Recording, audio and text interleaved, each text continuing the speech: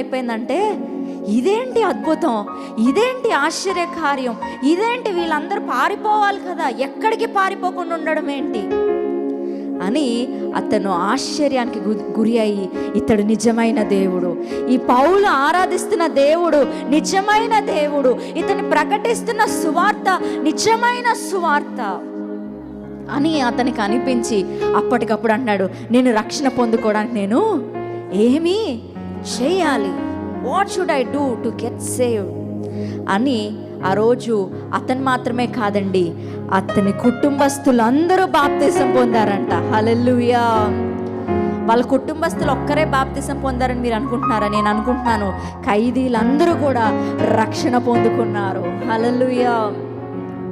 so నేను చెప్పదలుచుకున్నది ఏంటంటే, మొట్టమొదటిగా కీడు అని మీరు ఏదైతే అనుకుంటున్నారో, శ్రమ అని మీరు ఏదైతే అనుకుంటున్నారో,